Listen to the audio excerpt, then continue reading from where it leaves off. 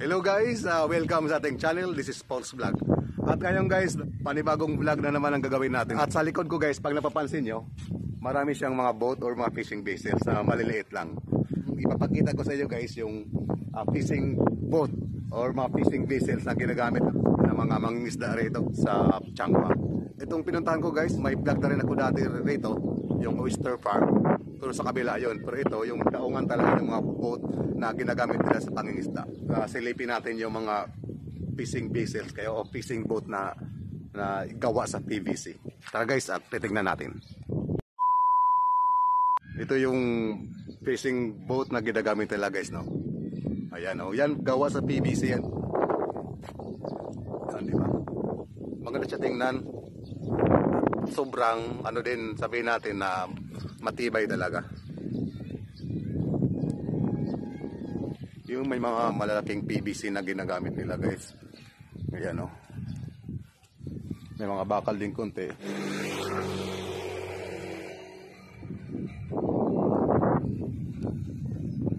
Yan guys, pag napapansin nyo guys, no?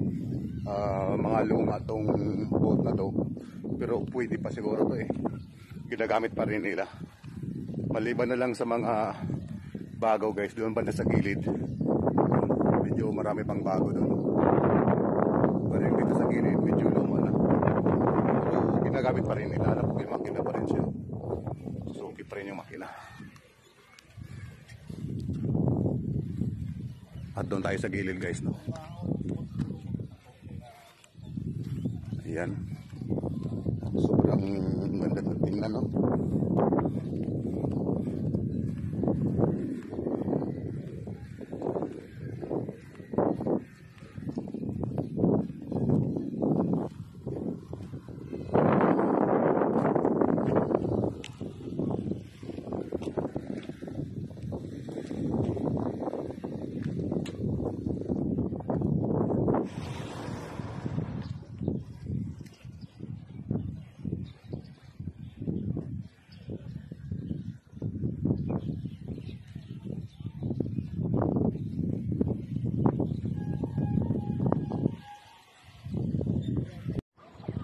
Ayan guys, no, dito tayo sa kabila.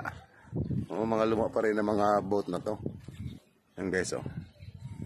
Kahoy yung sa ano niya, sa taas.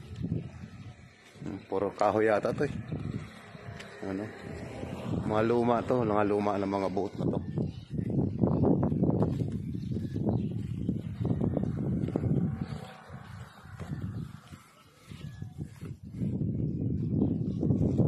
Kaya pwede talagang gawin sa ating ganito guys, no? Ay, bibili tayo ng malaking PVC. Maka-assemble tayo ng ganitong fishing boat na to. Tapos sa taas na mga kahoy na.